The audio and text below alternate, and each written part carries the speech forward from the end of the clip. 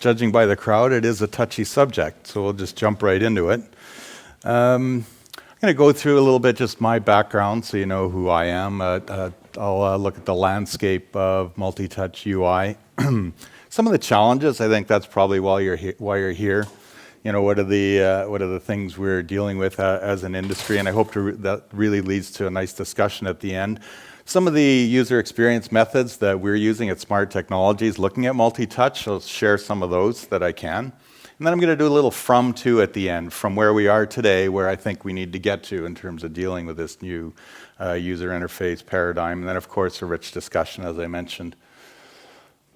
First of all, my background is industrial design. So I've worked in future concepts. Interesting, our speaker this morning talked about the telecom industry. I spent a lot of my time with Nortel Networks, which doesn't exist anymore. But we were looking at future concepts, and you can see a couple of examples up there, and you go, wow, I wish I had a device like that with that neat interface. And yes, we thought of that 20 years ago, but for some reason, we thought we were the bosses of the industry, and things shifted. So it shows you a perfect example of the talk this morning. So that's a bit of my background. Interestingly enough, I was the industrial designer on the world's first calling line ID phone. I know that dates me a little bit, but that's okay, I can deal with that.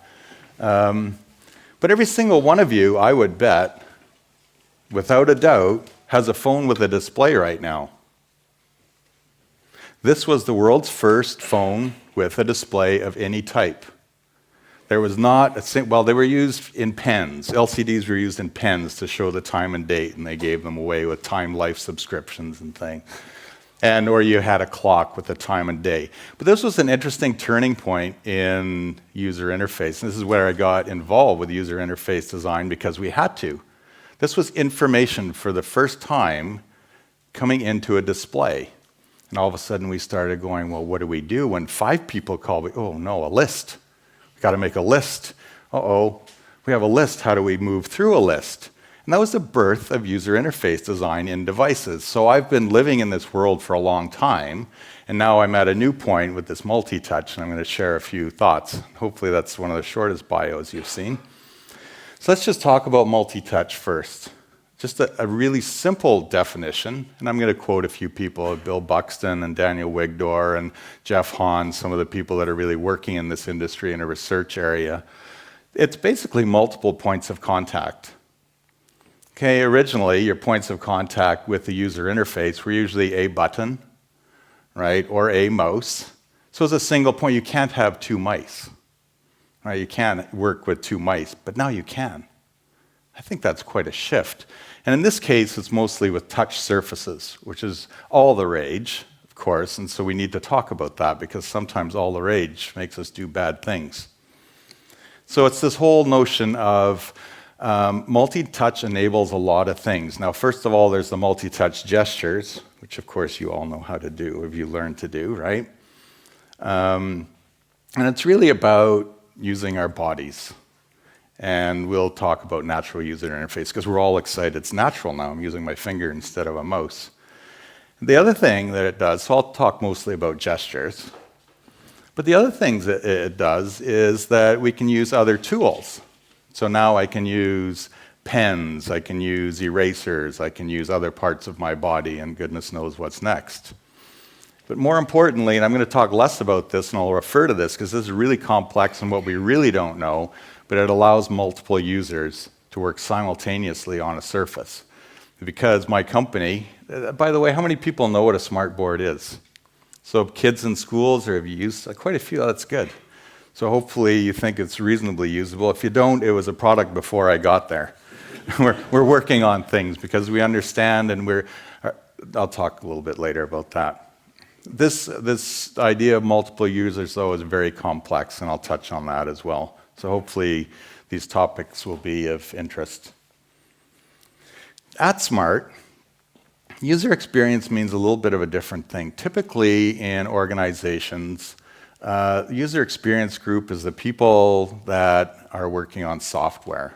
I call it small UX. In a few companies, and Jakob Nielsen and Don Norman have the same sort of opinion that I do, that it's both the hardware and the software working together that is the whole experience. And so our group, so I run a group of about 15 people. Actually it's new, 3 years ago I was hired to build the group. We have industrial designers, graphic designers, we have usability people, we have interaction designers, and then we have sort of mechanical graphic designers. So quite a neat mixture of people, and boy, I wish I had some psychologists, sociologists, etc., but not quite. We'll build to that. So that's what we mean user experience, and you can see by the initial images here, this notion of, there's a software that needs to support these physical devices, and so we can pick colors, and so the software needs to change at the same time as the hardware, so industrial designers, user interface designers need to work together. You can see on the left, you probably haven't seen that, that's interactive flat panel.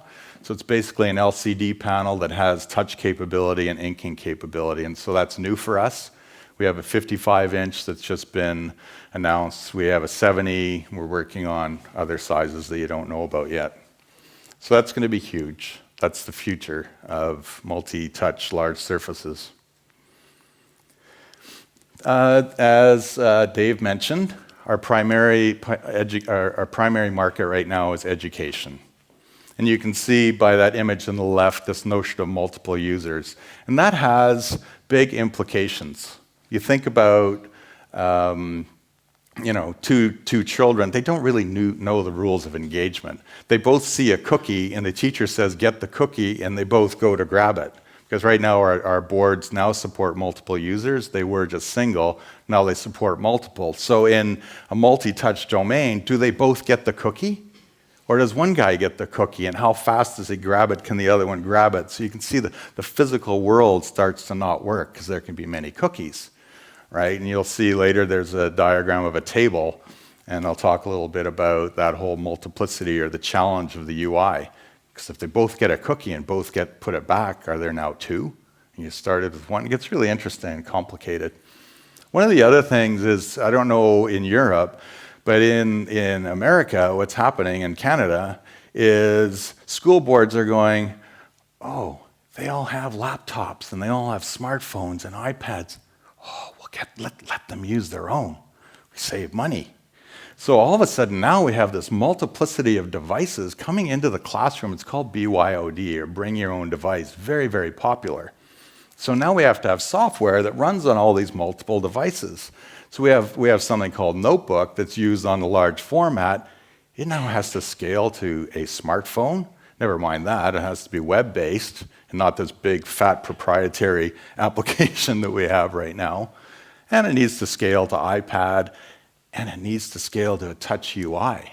So this previous mouse-based UI, we're getting sort of challenged now that we have to have this personal user interface that's touch-based. So you can see the challenges that we're starting to run into.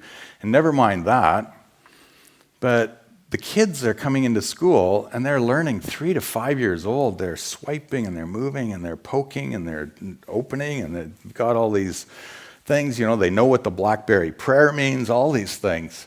And they're coming into these classrooms with our big boards and they're going swiping and doing all the little things they were doing on personal devices, and it needs to scale. So we have this bit of a challenge, and you'll see more about that. So that's the education market, and that's really working towards consistency, and the teachers are all demanding it, of course, and the students as well. What's new for us is business. Right now, in most businesses, you're going to see whiteboards, flip charts, right?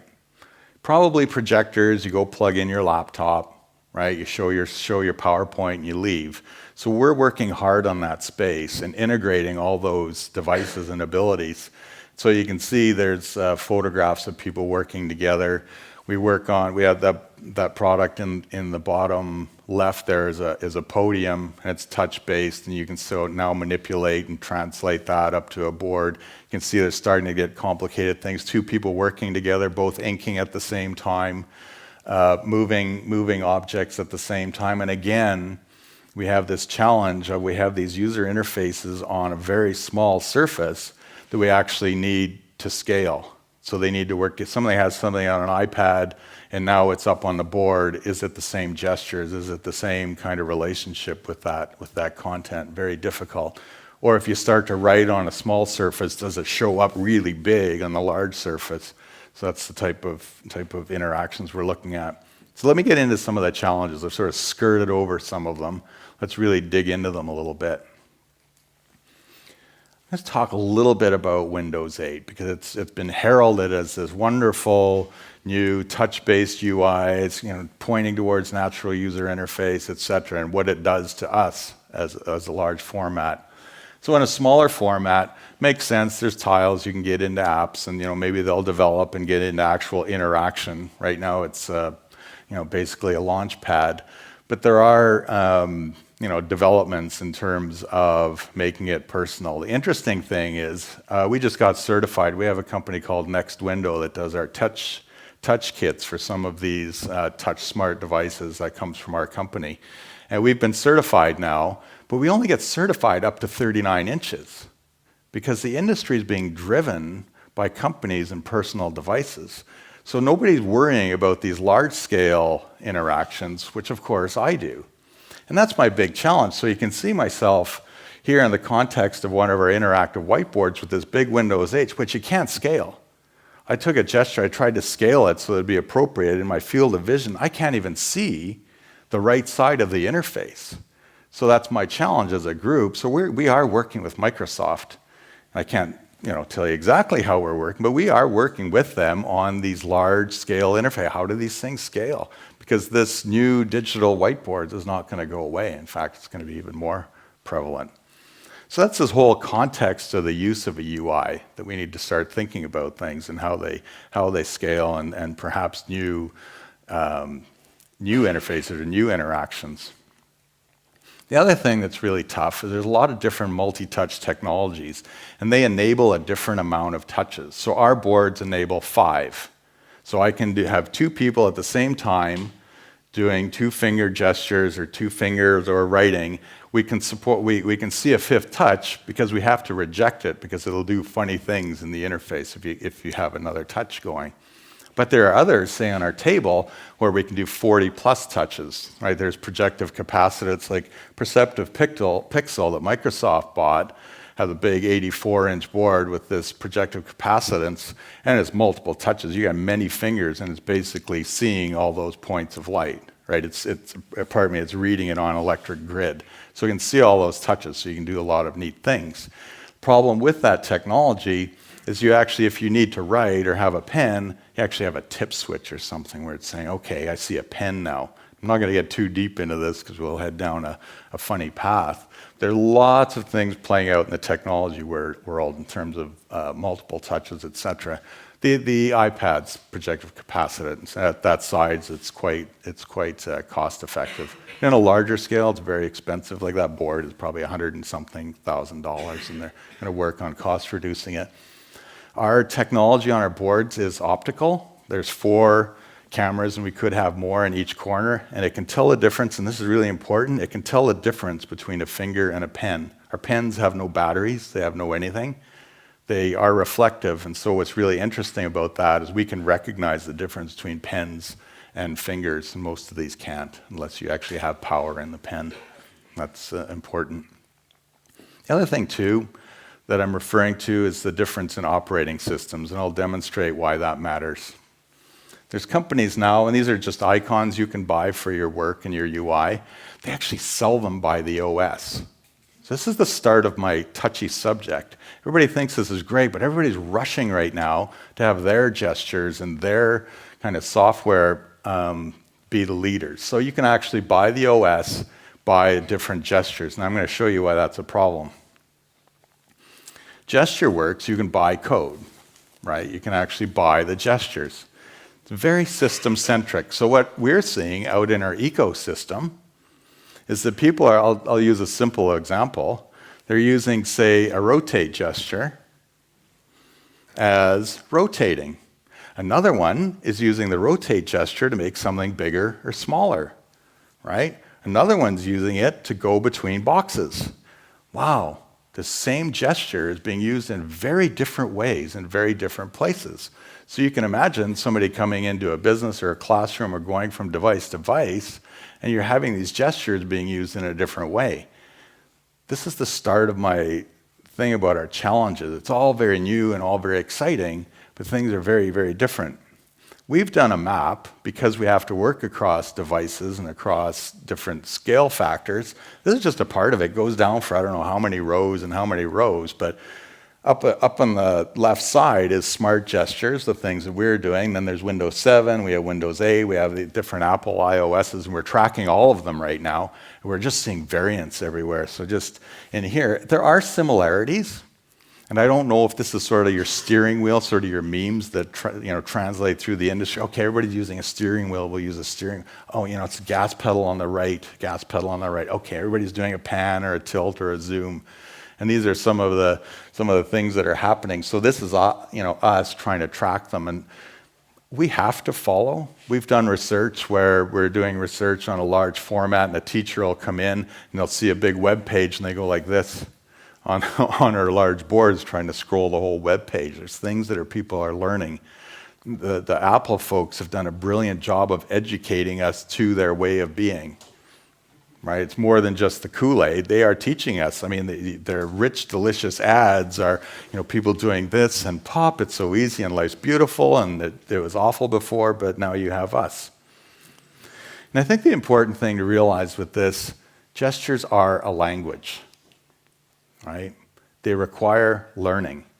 We are being taught, okay, that's one thing, by the people that are actually building products that are leveraging gestures. They're a language, and they're hard. I don't know if you remember learning your language, but it wasn't easy. Or learning my language, or me, learning your language. It's not simple, right? But there are people that are teaching us, and some of us in the industry are having to tag along. My favorite subject. Natural user interface. Sounds lovely.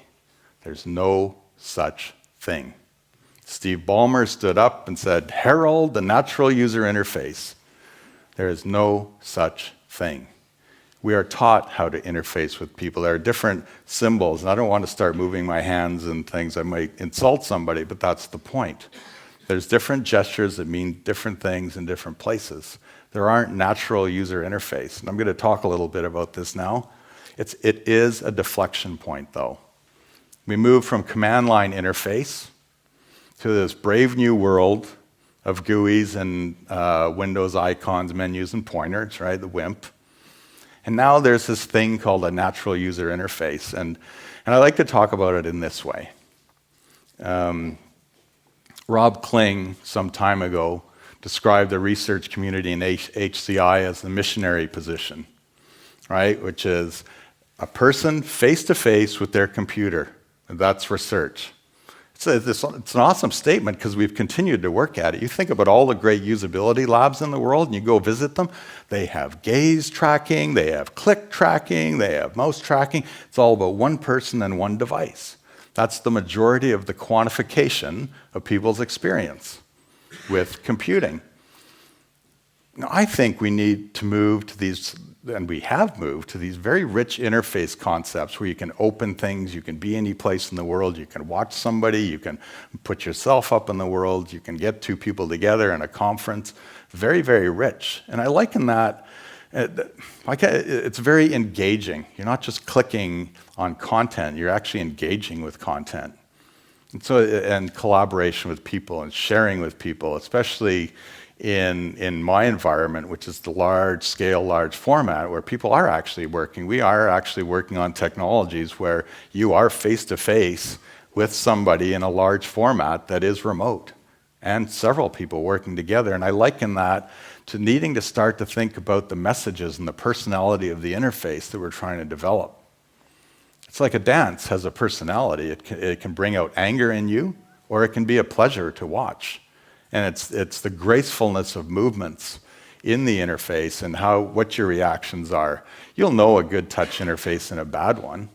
You'll know a good engagement and a bad one. We have feelings. And it's interesting, I would love to hire sociologists, anthropologists, behavioral psychologists. Are there any behavioral psychologists in the room? In 10 years, there will be. Because I think that's where computing will start to go. We're starting to have relationships with our devices. We're personalizing them. We're customizing them. They're ours, right? It's really becoming a part of us. There's a lot of people as a matter of fact, I bet everybody in here, if I said, try and live without your device for a week, are you kidding? It's part of me. All my stuff's in there, all my friends, all my people. That's a relationship. That's different than this very cold clicking mice on things, right? Clicking mice, etc. Let's talk a little bit about methods. Some of the things that we're trying as a company. It'd be interesting discussion to hear. Maybe there's people in this group that can maybe share what they're trying to do in this new world. When you walk up to an application now, a visual application, there's usually a box and a blinking cursor. You kind of know what to do as you are out of range and coming into the UI. You actually sort of know what to do. We've been trained, right? You see a box, you see a radio button, 3 of them in a row. Oh, I should hit one of those, right? Even before you interact, there's some signals, affordance that's given to you. With gestures and multi-touch, and this is very self-evident when you see people using their devices for the first time. It's a very hesitant poke. Try again. You try things, right? Because there's no affordance to tell you what to do next. So that's my question mark there. We haven't quite figured that one out yet. And then the interesting thing is once you touch, this notion is the object should somehow move to show it's been selected, especially in a large scale. And then when you move it, the system responds by moving it to where you want, and then it resets and you start again. That's kind of this Constantine model that we've tried to use. And so my graphic designers are struggling. How do I show somebody what's possible when they first approach this user interface or content? What do you show them? It's easy when they touch it. We show them a bounding box, or we make it glow, or we make it move. It's easy then, but that approach, I think, is an interesting one. What kind of language are we going to come up with? We've tried things with grammar.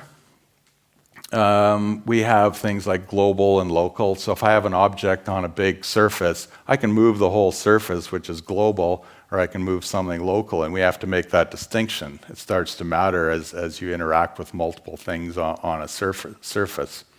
The other things we've tried is this notion of nouns and verbs, or objects and actions. So the thing you pick, now how do I show what the verb is? So this grammar isn't new, but we're trying to do that in terms of touch. And how do you show, is there actually a grammar or a language of interacting that makes sense? So you can see it's sort of a deeper need, since we're engaging another sense of actually creating some language around this. And then our biggest challenge is we also have a communication aspect. So it's not just, most of us, our devices are very consumptive. There's things you're moving around, consuming, opening, grabbing. We have this other thing of annotating on a document, for instance, as a communication, and speaking as well, and how do you record the speech into the document, things like that. So it's another level of engagement that can get very, there's a lot of cognitive load there. Another neat thing we've tried is, I don't know, has anybody heard of an Informants? I didn't make it up, I don't think. It's an informative performance we use, and it's something that I'm trying to do with my team. The engineers snicker, but this is fine. It's this idea of be the board. Be the board, and again, I'm talking in my business, but you could pretend to be an iPad, I suppose. And lay down on a desk, I don't know. And be the board, and somebody comes towards you, what do you do with them? So we were trying to do this with this panel because it's intimidating to get up in front of a crowd and start working at a board. So we thought, what can we do to try and figure this out? So we had somebody pretending they were the board. People would come up to them, and they'd say, well, what do you want me to do? Well, welcome me, be nice to me. It was really a fascinating exercise. And so what we came up with on this panel, it's a 55-inch LCD panel. Because of energy savings, it goes to sleep, right? And so when you walk into the room, it has proximity sensors. And this is this notion of before you get to an object. So it has sensors, and as I come in, it senses me, right? And it wakes up, and it comes up with a symbol, which eventually, right now, we're at an OSD layer. We can't do very much except just show an image, but it's touch me, right? And eventually, we'd like it to actually be a tutorial that has a little bit of a video, possibly, where it's not only touch me, but it might demonstrate maybe some of the interactions or manipulations you can do. So we think maybe we can have sort of this built-in tutorial to our welcome screen. But it's really neat going through the process. Again, this Informants idea is really neat. It's really fun. I like that technique a lot. Now, a little bit about what's next, because I think we're just touching the surface. This is a technology chart that shows multi-touch at the top. So this is this idea of reading multiple touches, which I mentioned. It's a great achievement, but there's so much more. You can see down the left this notion of sensing people, and some of you are probably experts in these other enablers, software agents. There's going to be things like permissions, things like the whole notion of speech. As we know, speech is on a bit of a journey, but it might happen in a personal space. We don't know, but it'll be another aspect. I can imagine myself muttering at a board and something happens. I'm not sure what, but the notion of augmented reality, and we are working on things like that. How do you show somebody that is remote and in a collaboration session with you, how do you actually show them? Is an avatar more appropriate than a real, everybody says, oh, we got to do 1080p. Well, some people don't want to be seen in 1080p, for instance, right? So we're looking at things like that as well. So we are looking at, what is the future, and even touch feedback or haptics, very important. So in terms of UX, and I don't know how many UX practitioners there are in there, or this is of interest, but here's some things that we're thinking about and that I'm thinking about. The notion of clickable to touchable has happened. I think that will be the future of interfaces. We know that it's very quick to move through data and through spaces using touch, and there'll be evolutions there as well. This notion of things being self-evident, I'm not sure that we can get to sort of gestures and touch being self-evident, and that's that approaching point. It's pretty hard for something to show all that it is capable of doing. But, like anything, is it discoverable, learnable, and memorable? I think after a while, actually, one of my fellows said, I still use an old-time mobile. He said, just with a bit of work, you can learn, this Android thing. It's kind of fun, but you got to spend some time. You got to invest time. I thought, no, I don't. I need it to be really easily discoverable, easily learnable, and easily memorable. And as a matter of fact, you shouldn't have to memorize it. It'll just become easy to use. This notion of being responsive, you click on something, it does something. I was going to use the word predictable here, but predictable has it's a loaded type of thing, and you're seeing that with text, and you're seeing that with searches, and you're seeing that with, your shopping and your preferences in some of the social media where things are predicting what you might like. But I think sensing, this notion of, and I'm not even sure what that means, that it knows what you want to do, that it actually knows what interface you want, that you can actually start to really personalize to how you behave and how you work, not how a software engineer decided to think that maybe you should work because they tested 5 people, right? Then this notion of here to everywhere, I think, has happened as well, where it used to be that you had in the cloud, from my days, the cloud was something where you knew there was a bunch of boxes and wires and you drew a thing because somebody else knew all that. Now it's a service, and a branded service, which is really awesome. And so that's that everywhere part, that you can download things to different devices, to your large screen in your living room, to your place of work, to your small device, to your car, right? Your same piece of information is showing up everywhere. And of course, the multi-touch interface will play out there. And then this whole idea of that something is usable. We have techniques for usability. I think Yanni's going to talk about some of those. We still use all those. Some of these other things we're trying to, sort out in this shift. Maybe there's other ways we need to behave. So usability, I think, is table stakes. People won't put up with something that doesn't do what they want to do. But I think those things having personality and that will play out more and more over the next little while. I think I'll step out on a limb a little bit. I don't find that the Apple interface has a personality. I think they've glorified their lists and menus, etc., made them very visual, and I won't even get into their skeuomorphism business because that drives me crazy. So you know what skeuomorphism is? It's this replication of reality in the digital world, and I think that's a barrier to us doing really neat and interesting things.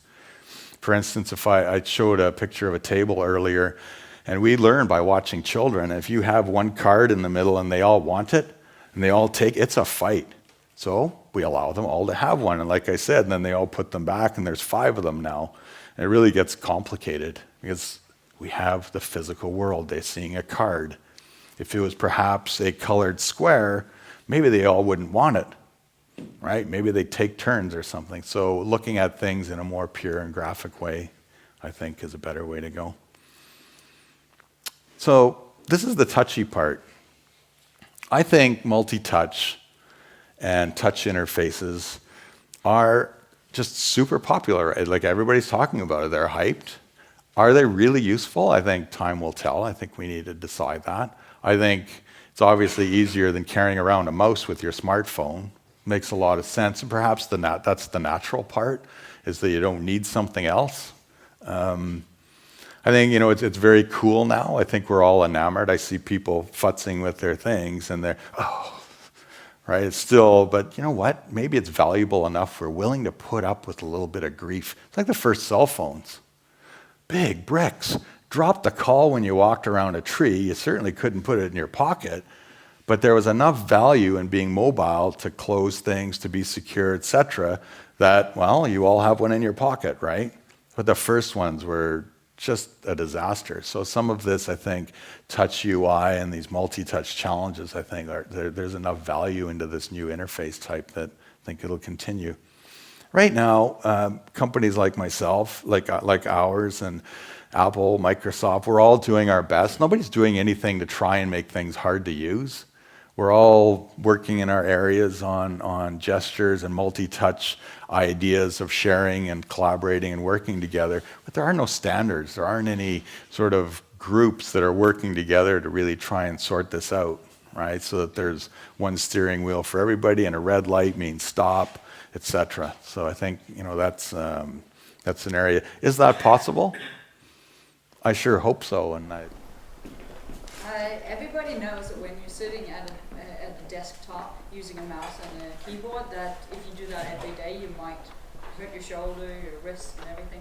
What are the thoughts on ergonomics when it comes to smartboards? Because I can see how waving your arms around like that for 8 hours every day could make you tired and make your shoulders. Yeah, we do consider that. First of all, PCs are bad for you. They're bad for your eyes. They're bad for your wrists. They're bad for your shoulders, right? They're bad for your ego sometimes. But we take that seriously. We do ergonomic studies, like the weight of our pens and this. We could sell it as calisthenics. I suppose it could be a feature.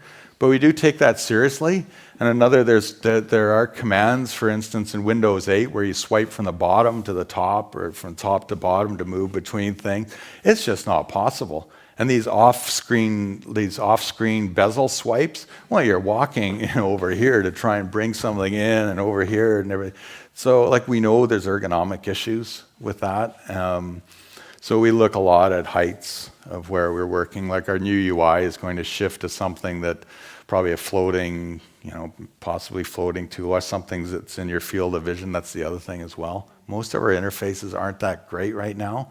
They're really, and it's mostly because of the application coding environment, they're basically still toolbars, so it's a large PC screen in a way, so they aren't great ergonomically. For instance, a woman that needs to touch an icon way up top, like maybe your shirt comes up and it's not great, like it's a man as well. So we do think about that. But most of the use is in small blasts, half hour, 1 hour. It's usually not all day. So. I was thinking, what's the lifespan of it? You are working with the optical version of the board, and of course it's a lot cheaper than those capacitive touch machines. But do you think it's a future technology, or will it be phased out once capacitive No, that's a good question. Like right now, there are advantages of both. The optical, as I mentioned, does give you inexpensive ability to create other tools. They're passive. They don't have batteries. They're not expensive. They're very inexpensive in terms of other tools for writing.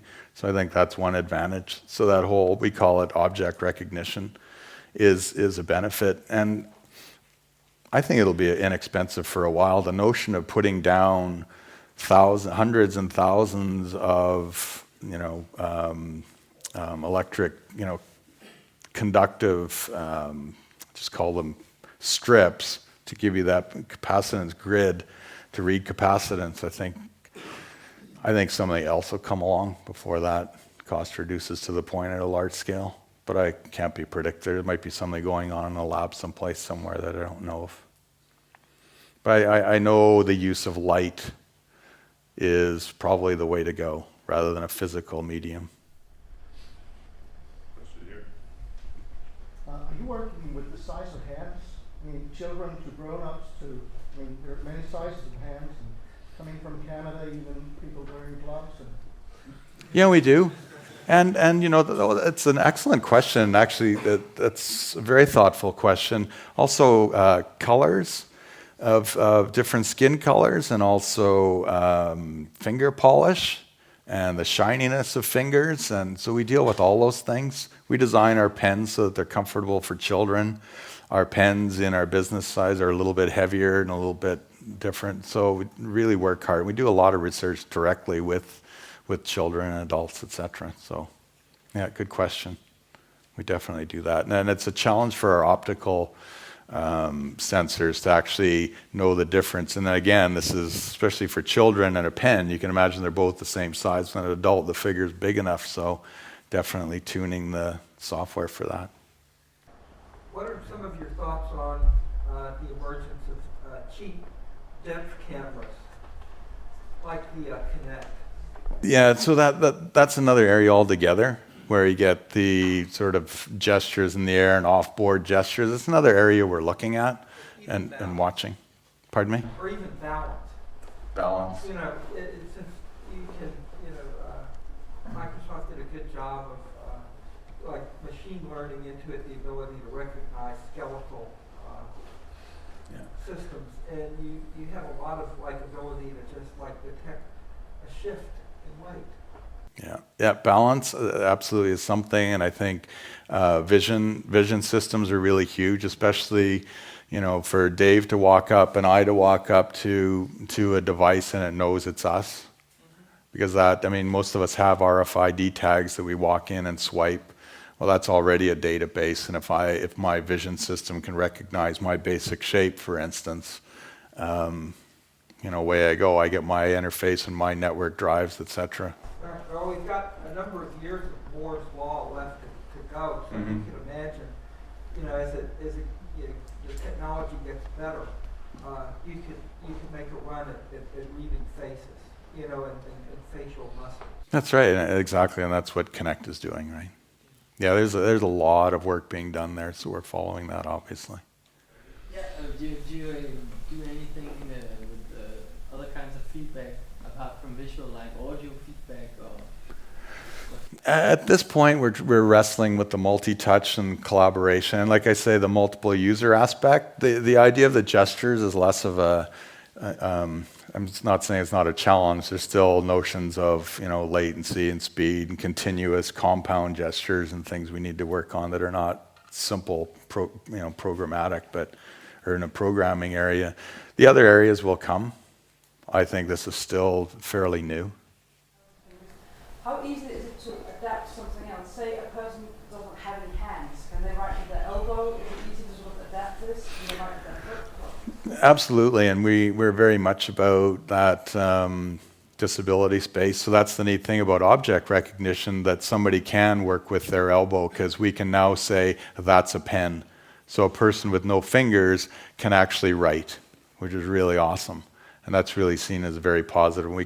That has its problems as well in our software, because it gets confusing with two people, because one person's finger is a pen and the other person's pen is a pen. And I won't get into the complications, but yes, we can do that for that very reason, Teachers said, look, I have disabled kids that can't work, and this is, I think, a wonderful thing about that technology. Alan, do you see, as a final question, do you see any emergency standards? I mean, the problem of, you know, with gestures, it's, we're also part as a research project of the same Canadian project, trying to look at this, but trying to just figure out what a reasonable gesture vocabulary are, or even have a common set of gestures. They just seem to be, you know, sitting nowhere, right? They're really not coming out. There doesn't seem to be a will at the moment. I know that everybody's, you know, taking their own directions and taking care of their own business, because it is new, just the challenge of getting things working and et cetera. So I think it may happen. Maybe it doesn't need to. Like, I don't know if there were standards made from the automobile industry that there was a long pedal on the right and a square one on the left, and that one you hit and it made your car slow down. I don't know if somebody got together and said, around the world we will have the same controls on our cars. So do we need to? I mean, we're seeing in our big chart there are similarities. So I think it would be a good idea. And I don't know if our company is the right one to lead it, but anyway. Thank you very much for your talk. All right, thanks, Dave.